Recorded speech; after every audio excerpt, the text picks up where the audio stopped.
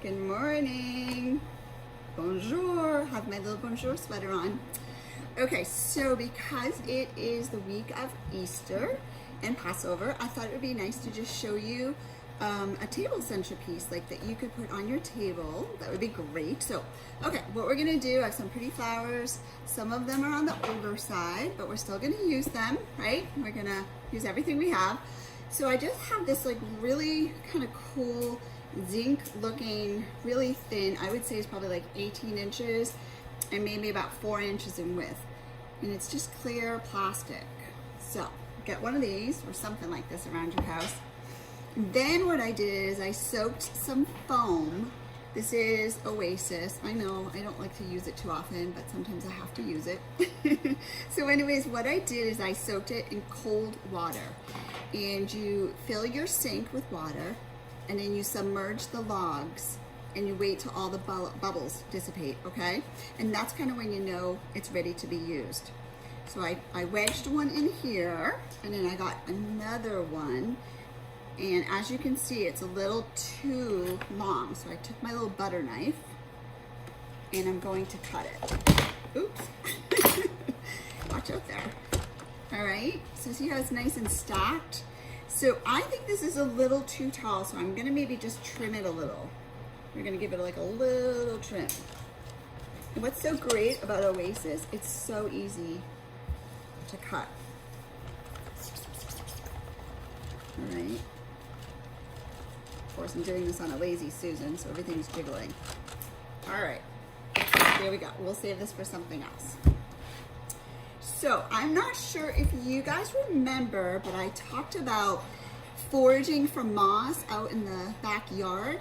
So I have some moss left over in a little box. And I just got this in the woods when I was walking my dog. Is this the cutest?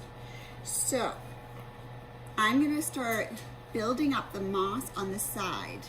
Now, if you don't have, these are like little pins. If you don't have these pins, it's okay. You could use bobby pins. You could glue it with a glue gun. So I'm just gonna keep building this all the way around. Oops. It's hard to do it backwards.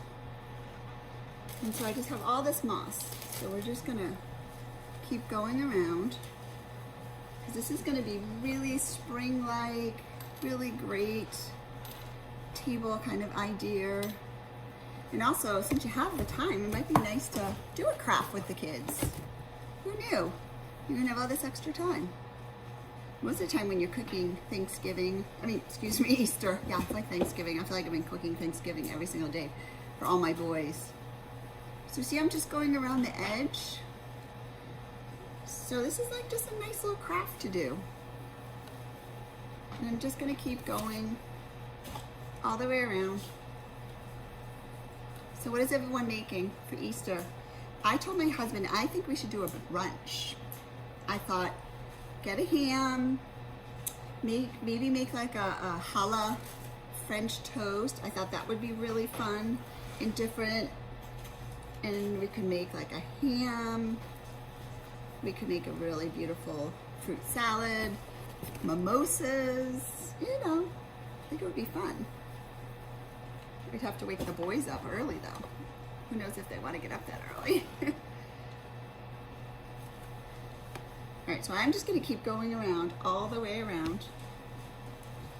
So it does take a little time,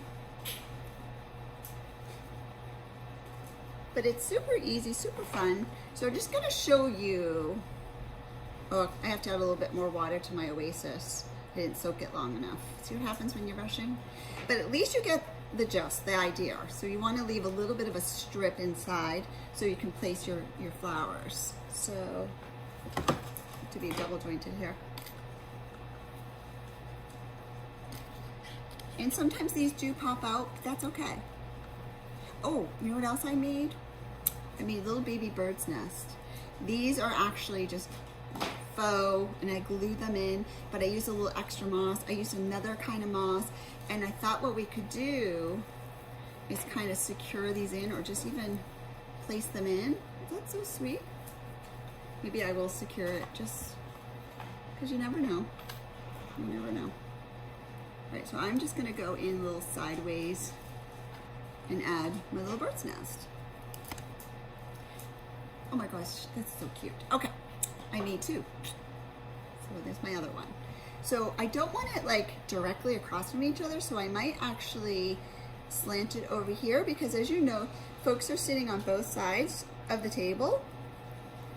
So you want to make sure that they get a nest on one side and then they get a nest on the other side. And it's okay if some pins are showing because we're going to end up covering that with flowers and some other stuff. Now, I am not going to use that much greenery foliage. There just wasn't a lot out in my garden just yet. There was some rhododendron leaves, but they were so large, and I thought this piece should just be a little bit more on the dainty side because it is for your table. So I'm just trying to quickly finish the moss. Again, I love this moss that I found out in the woods. Just so pretty. And I know you're gonna ask me the $1,000,000 question, bugs. Okay, so this is what I did. I used gloves, so when I walk my dog, doesn't everybody wear gloves? Rubber garden gloves, and I also brought my snips. So I can't wait to show you what I found also. Look how pretty. Can you see this? There was a flowering tree, so I cut that. I got some moss. You never know what you find in the backyard. But what was great is I brought it in, I didn't bring it inside, I brought it into my garage and I just kept it in this box. And then when I did get to the shop, I put it into the cooler. And I just put it in a bag, some in the bag and some in a box. And I just threw it in the cooler. And I thought anything that might have been living, oh my gosh, look at the little acorn. Guess I got everything. If something was living, like some little creature, not that I wanted it to die, but I thought, you know what, it will definitely take whatever's on the moss kind of off, and then you don't have to worry. You want bugs going into your Easter dinner. Okay, so I'm doing a pretty good job here covering everything. And I am now going to start some of the flowers. So I'm going to start my low lining base first with like just some tighter flowers. So here, this is sort of what I'm creating. I'm just going to get a little water, my little watering can here, and just add a little bit of water because as you can see, there's a little dry in some areas. Okay, so just, and the good news too is you can do this ahead of time. And you can just keep watering it. I really suggest you bring it over to your sink because what happens is you can water it on your table and then the oasis gets overfilled and then it just kind of leaks everywhere. And we want to make sure we keep this nice and fresh, but also keep your table dry. The other thing you can do is you could put a little piece of plastic down, like a cellophane or something. Oh, someone's calling me. Come on. Okay, we'll call them back. Okay. So we're gonna get some flowers. So I'm gonna start with my larger flowers and I wanna just build it up in the base here. So I'm gonna grab a few stems, hold tight, don't leave.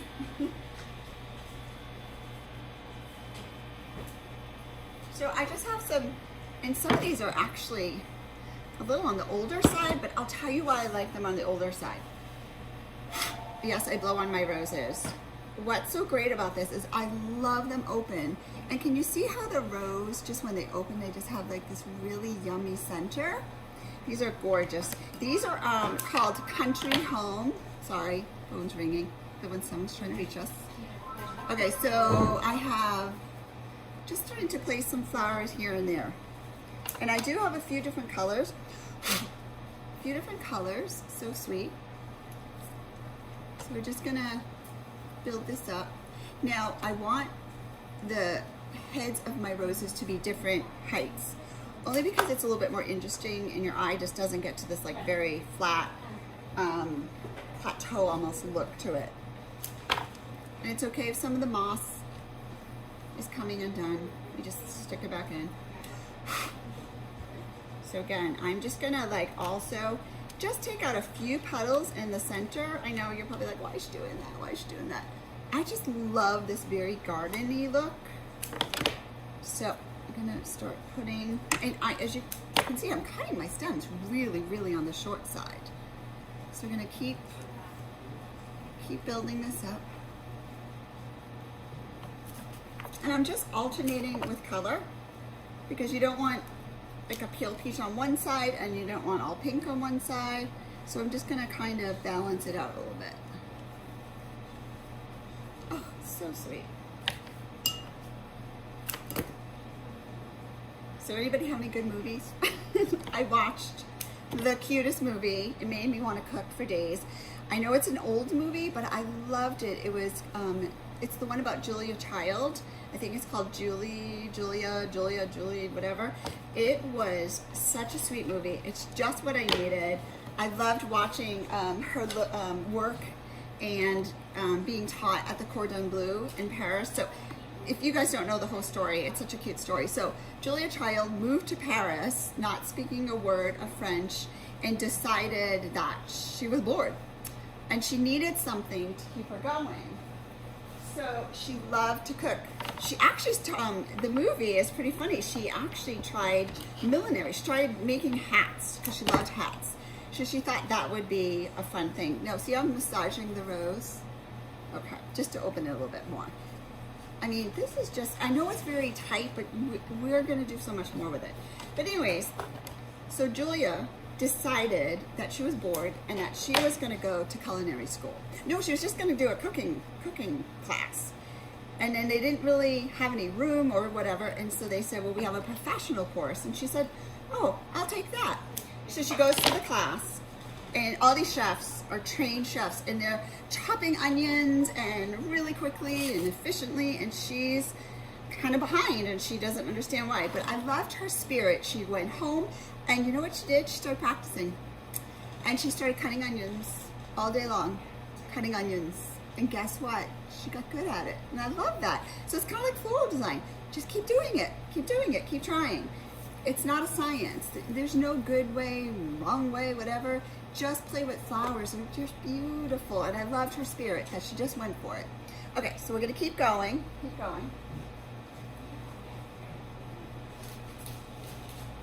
I don't know about you guys, but these are just also yummy, yummy, yummy. This is a hyacinth note. They do have a little bit of a scent to them. I don't mind them.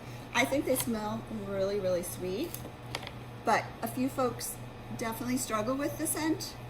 Now I'm gonna be very careful with placing these because they've got really kind of wonky kind of stems. They're kind of mushy. So I made a hole with my scissors first, and then I placed my hyacinth in that hole, just because it gives it a little bit more of something to grip onto when it gets into the oasis. So I'm gonna do it right here again too. Just gonna put my scissors in and do a twirl, okay? I think I need a bigger twirl. And I am cutting, again, everything on a little bit tighter, in different heights. So this one's a little lower, this one's a little higher. Oh my God, so cute. And they smell, I think, just divine. And I know the lights are horrible here, but it just shows the striations of all the different shades of, look, pastel pink, so pretty. So anyways, back to Julia. As the story goes, she just started cooking and she started hosting little workshops in her house, in her apartment. And she would teach mostly American women who would come to learn how to cook French cooking. And what I loved about the story too is that, you know, in her age, meaning back in the, I don't know what year this, when she was living there, probably you folks would be able to tell me, you know, women weren't really getting jobs, and she was like one of these, you know, ahead of her times. And I just loved the fact that she wanted to write a book, and she wanted to cook, and she wanted to start a school, and she, you know, and one thing led to the other. I don't know, I just really found it so inspiring. And another cool thing I found out, did you know her kitchen is in the Smithsonian? Oh my God, I can't speak today. Anyways, I thought that was the coolest thing. Being in the Smithsonian, I mean, how cool is that? That her actual kitchen that she would tape her show is now in a museum. So I guess that's going to be on my next bucket list. And another thing that's on my bucket list is that I really want to go to the tulip fields in Holland. More than ever, now seeing what our floral industry has been going through with this pandemic, I just was like so sad to hear that the tulip fields were actually throwing away or disposing of tulips that just could not be shipped around the world. Because I've talked about this before, Holland distributes or sells about 3 billion tulips a year. So you can imagine the production that goes behind it. You know, the airplanes flying them everywhere, and right now we just can't get them. So these poor tulip growers are just struggling, and it's just so sad to me. So let's say a big prayer for all the tulip growers in Holland. I'm gonna come next year. I think maybe next year, take a little trip. Okay, so see how this is all really working? And I really wanna make sure I can still see this, because my little nest is like, isn't that what Easter's all about? Okay. Another thing I really want to do is, I love adding, I have a plant. It's my ivy plant, my trusty ivy plant. I seem to like cut this thing, and it just keeps growing back, so I guess it likes me. So what we're gonna do is just add a little bit of greenery. Remember how I said I didn't have a lot out in my yard? So I thought this would be a really kind of nice texture, you know, cutting little pieces off my plant and then just kind of putting them here, there, and everywhere. I just think they're so pretty. So I'm cutting them pretty short, and I'm just kind of tucking them in and having them kind of hang over. Sweet. Here's another one.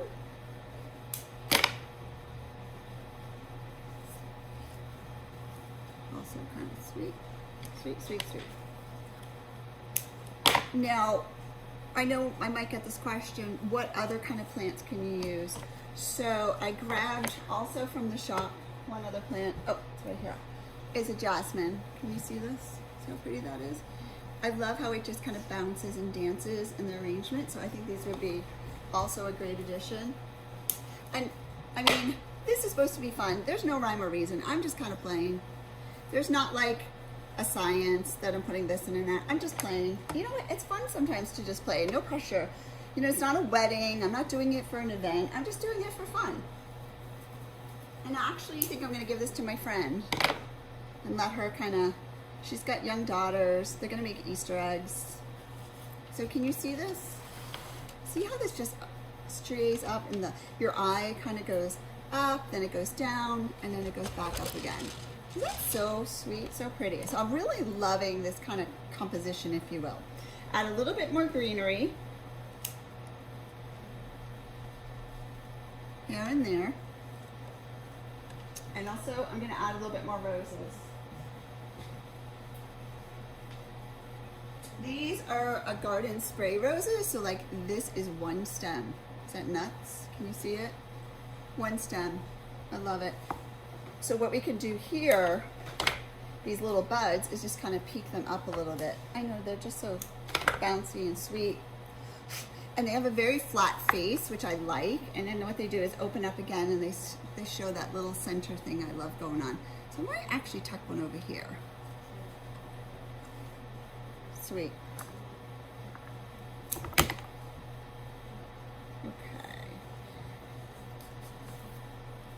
So right now, we are only getting flowers in from one wholesaler.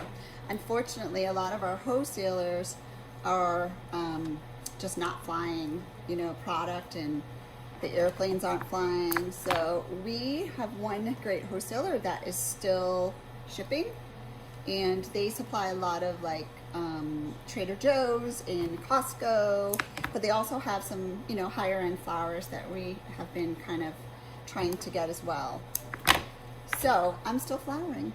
I figured, hey, if I can get flowers, I will still create beauty. Something to make us a little happier every day. It's not much, but I don't know, it brings me happiness. All right, so see, again, I have like different layers and structures. This is something else I love. Oh, it's a hot mess. Okay. Can you see this? This is from my garden. This is Hellebore, which I love. The only thing about Hellebore or Hellebores is that they tend to wilt very easily. So sometimes what I do is I cut them, I put them in water, and then I almost do another thing where I dunk them. I mean, I dunk the whole stem, everything in water. And it's like, you know when you go to the grocery store and you go to the produce section and you see everything being misted, you know? So the leaves of, say, like lettuce absorb all the water into flowers would do it right in their petals. So sometimes I dunk things just to revive them and get water into the flower part. And it does give them a little boost. So I don't know, it's a trick my mom taught me. And I've just been doing it for years. I do it with hydrangea because I think those can also get kind of wilty. But I'll give you a fun fact. I teach this a lot at all my workshops. If you want your hydrangeas to not wilt, do you ever, you get them and you're like, have them for a little bit and they just get all droopy? So when you're getting them, say you're cutting them from your garden or the street or a parking lot or wherever, make sure you have water next to you. So you cut your hydrangea, you cut them on a slant, then you slice up the middle. That helps with water absorption, and then you get it right in water. After you get home, I want you to go to the spice section of your grocery store, and I want you to get a spice called alum. And what alum does is it tricks the hydrangea in thinking that it didn't just get cut, because what happens, hydrangeas have their stems cut and they start closing. They feel it's almost like a wound, you get a cut and the body tells itself to start healing, and it shuts down and it closes. So what happens with hydrangea, they kind of do the same thing. They don't like to be exposed, so they start closing. But the alum, so if you cut the stems, again, once you get into the house, and you stick it in the alum powder or spice, it tricks the hydrangea to think that it's already starting to close, but it does leave the stem open for it to absorb more water and get hydrated, and they will wilt a lot less. So the other thing I do is that dunking, I call it the dunking, and I dunk the whole hydrangea. If it's really just like, not happy, I definitely dunk it as well. Another thing I do with hydrangeas, hold on 2 seconds. Coming.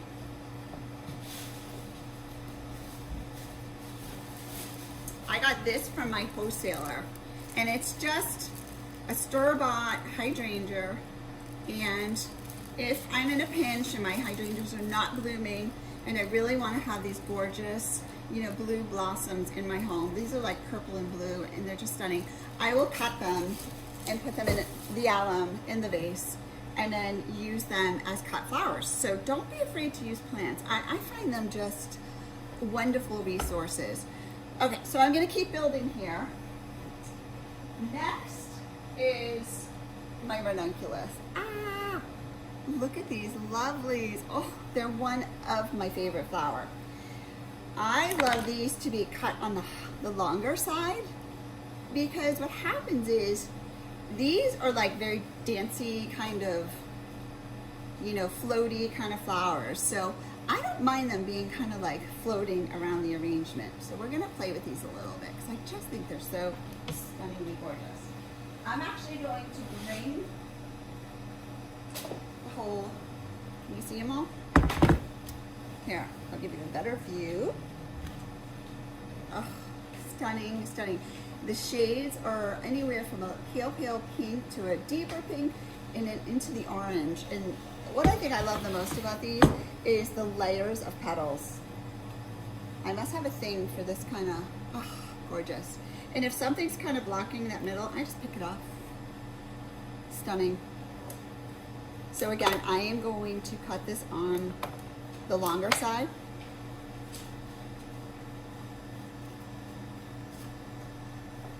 Oh, so pretty. So pretty. Okay, I see another one that is just gorgeous. So I think I'd love it like over here somewhere, or maybe, I don't know, maybe I'll group it together. I think that's kind of pretty. I don't know, let me see.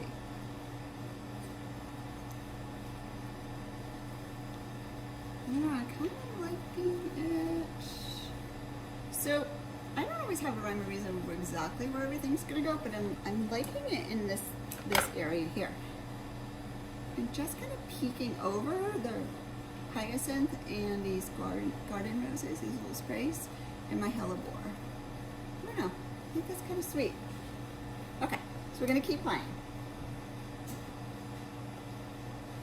All right, so I cut these on my walk with my little pretty, my shears, and I was out there with my dog, and again, I just love these to kind of go wild as well. Kind of like straying everywhere. With branches, when you bring them in, try to get them with a little bit more buds. These are starting to open. Also, same technique, you want to slice them up the center. Now, I wouldn't treat these with allium. What I usually do with my flowering branches is I put them in a vase right away, and I add just about a teaspoon of bleach to it, because they carry a lot of bacteria. The stems, they get that woody kind of feel. So what I think is really best is to add about a teaspoon of bleach, and it just kind of keeps everything clean, and it will help them last a lot longer. So I'm just gonna keep building this and finishing this, and I promise at the end I'll do a screenshot, and maybe I'll even put it on a table and show you what it would look like when it's all done. So I'm just gonna keep going. I hope you've enjoyed this video. I'm trying to do more tutorials, oh my goodness, because you know, my mom was a floral designer. She taught me. I just love to teach. I love flowers. It brings me such joy and happiness. So anytime I can create, it's just really, you know, it's just soothing to the soul. I just love it. So I hope you've enjoyed this, and I really, really wish you a wonderful Easter weekend. Bye everyone, thank you.